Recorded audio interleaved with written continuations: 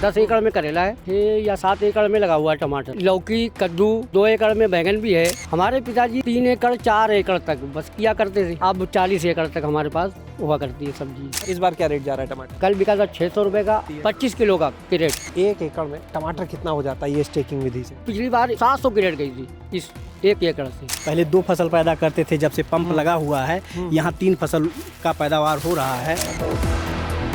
40 एकड़ में सब्जियों की खेती और पूरा खेत ड्रिप से सिंचाई पर आधारित। ये खेत है बहराइच के गुलवा गांव के किसान तसव्वर अली साहब के। आप देखिए नज़ारा, यहाँ पर टमाटर लगा हुआ है स्टेकिंग विधि से, और उसमें भी स्टेकिंग के लिए जो आप देख सकते हैं किनारे का हिस्सा है वहाँ पर लोहे के रॉड का भी इस्तेमाल किया गया है। यहाँ पर भी ड्रिप है पूरे 40 एकड़ में, जैसा हमने बताया आपको।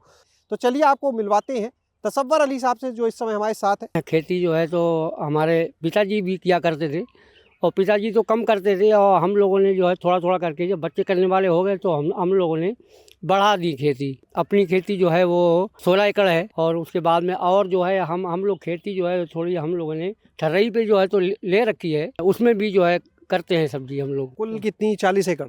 40 एकड़। आपके पिताजी कितने क्षेत्रफल में खेती करते थे? हमारे पिताजी वो 3 एकड़ 4 एकड़ तक बस किया करते थे। ये बताइए कि आपने कहा कि थोड़ी बहुत खेती, बहराइच में तो हमें लगता है 40 एकड़ में सब्जियों की खेती करने वाले शायद और गिने चुने लोग होंगे, और वो भी पूरा ड्रिप पे होंगे, लेकिन बहुत कम होंगे। आज का दौर ऐसा है कि मजदूर जो है तो मिलते नहीं, तो ड्रिप है तो अपने पानी खोल दिया, पानी चलता रहा उसमें अपना टाइम देख लिया कि हाँ इतने टाइम तक पानी लगना है उसमें, फिर दूसरी लाइन में जोड़ दिया ड्रिप में।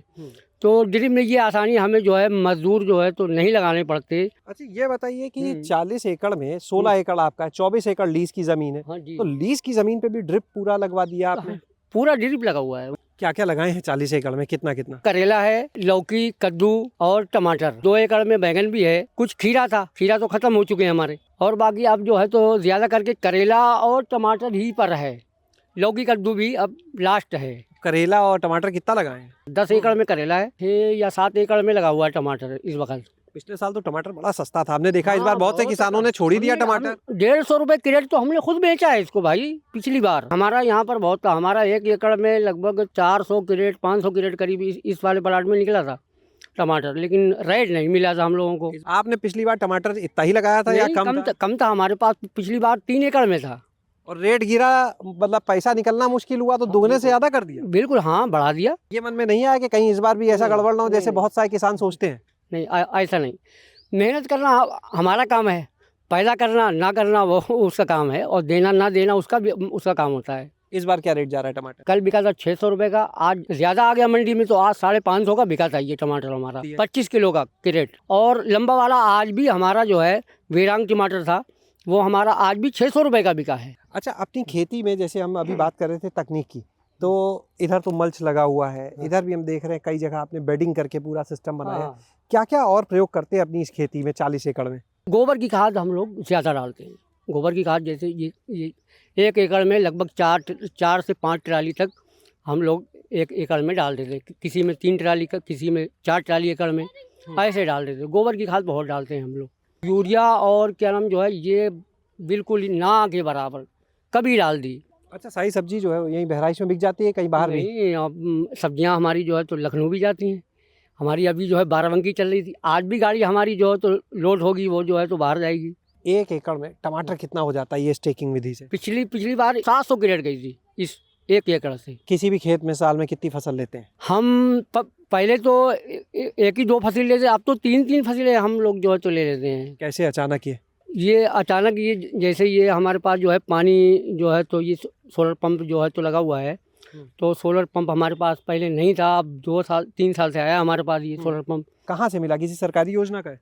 ये एपीओ से आया है। नेट हाउस जो है तो ये भी हाँ एपीओ से। क्या फायदा होता है नेट हाउस में करने का? नेट हाउस में ऐसा होता है कि जैसे कि अब टेम्परेचर हाई है, अब इसमें कोई फसल अगर लगा दी जाए तो हो जाएगी इसमें फसल। अब एक बार चलते हैं हम सचिन वर्मा जी के पास, जिस एफपीओ का जिक्र हो रहा है, जिसके माध्यम से यहाँ पर किसान अब तकनीकी रूप से मजबूत हो रहे हैं, उस बारे में भी बात की जाए। सचिन जी, ये बताइए, अभी जैसा इन्होंने बताया कि सोलर पंप भी लगवा दिया आप लोगों ने, ये नेट हाउस और एफपीओ के माध्यम से कैसे इन चीज़ों को कर रहे हैं? सर हम लोगों सरकारी योजनाओं से जुड़े हुए हैं। हम अपने हमारे जो एफपीओ है उसमें 514 शेयरधारक बने हुए हैं कि सोलर पंप कहाँ कहाँ लगाया जाए, जहाँ जहाँ किसानों की ज़रूरत है। तो हमने अपने शेयरधारक को ही चुना। एक हम गोलवापुर में एक किसान को चुने हैं, यहाँ 5 HP का सोलर पंप लगा हुआ है। जैसे तसव्वुर अली चाचा ने बताया कि यहाँ सिंचाई पहले 2 फसल पैदा करते थे, जब से पंप लगा हुआ है यहाँ 3 फसल का पैदावार हो रहा है।